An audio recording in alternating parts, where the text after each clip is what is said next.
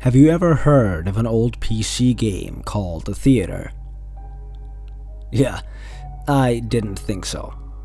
Probably because many people say it doesn't even exist. You see, The Theater is an old computer game released around the same time as Doom.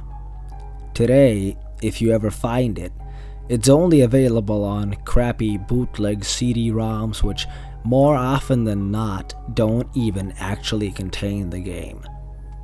The actual legitimate copies that they say were released back in the day feature a blank cover with nothing but the sprite of what has since been named the Ticket Taker. He is simply a poorly drawn, pixelated Caucasian bald man with large red lips wearing a red vest over a white shirt and black pants.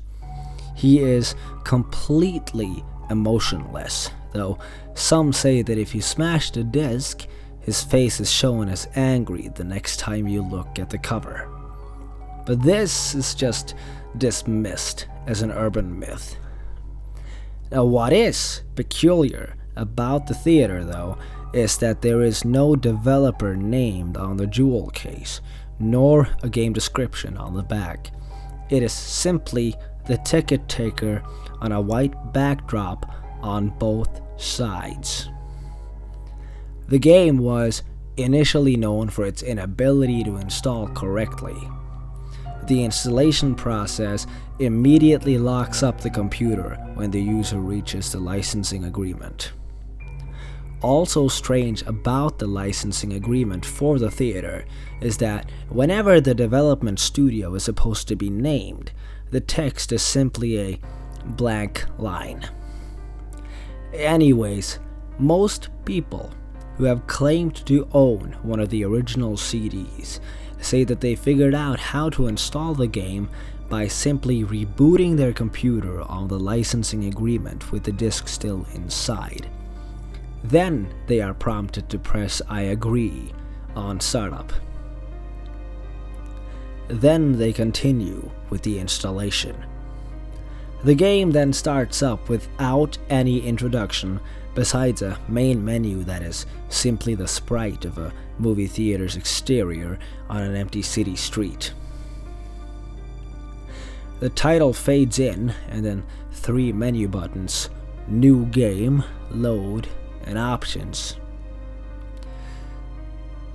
Selecting Options immediately crashes the game to the desktop. Load is said not to function at all. Even if you do have a saved game, nothing happens when you press it. Thus, New Game is the only working menu option. Once it is selected, you are in the first-person view. You're standing in an empty movie theater lobby, with the exception of the Ticket Taker, standing in front of a dark hallway which one can only assume leads to the theaters themselves. There is nothing to do but look at the poorly drawn, mostly illegible movie posters or approach the Ticket Taker. Once the player moves towards the Ticket Taker, a very low-quality sound clip plays, saying, "Thank you, please enjoy the movie," along with a speech box saying the same thing.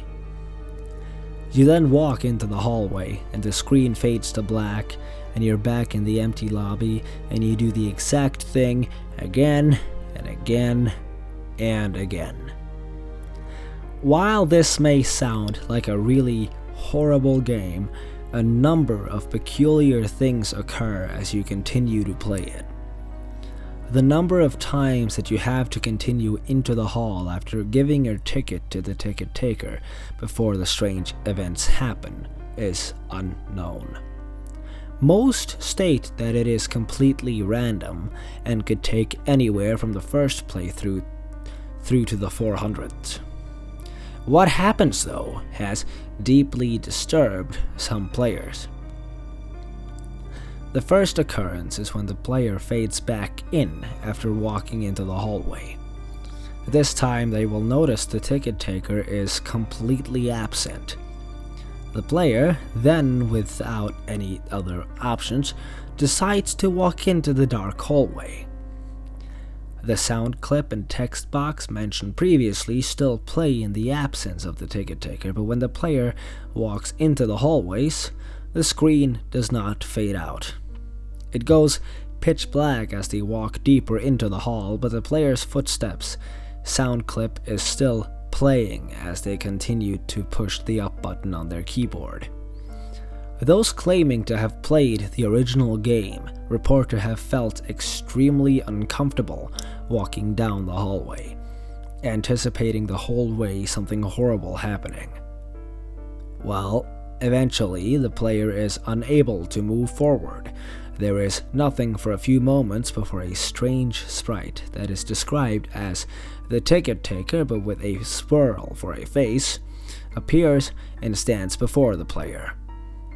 The original players of the game say their bodies immediately froze up and their stomach churned when they saw the sprite, which has been appropriately named the Swirly Head Man. Nothing happens as the Swirly Head Man stands before them. Then suddenly a piercing screech plays as the game glitches out. This lasts for a few minutes, with the screeching being continuous. Then the player is abruptly returned to the lobby with all the sounds and graphics being as they should be. The game continues normally for the next couple of cycles of entering the hallway, with a couple of the original players claiming the Swirly Headman would briefly appear and disappear in the corner of the screen as a brisk yelp sound effect plays. Then, at some point after meeting the Swirly Headman, the player sees the ticket taker pacing back and forth.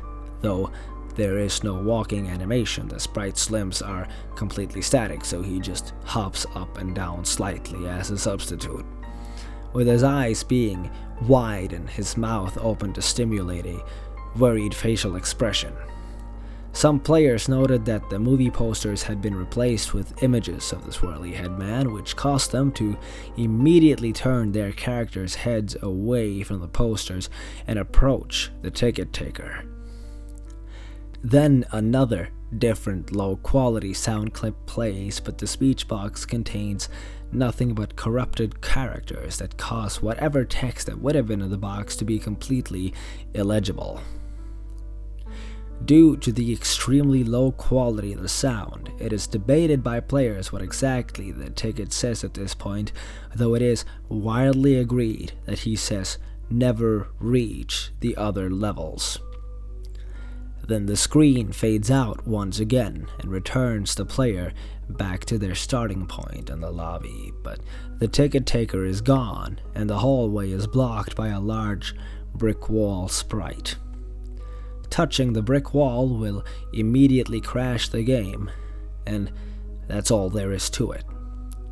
No one knows what the other levels are or how to gain access to them, nor is it known why the Swirly Headman causes such acute fear in those who have seen him in the game. All the original copies of the theater have either been lost or destroyed.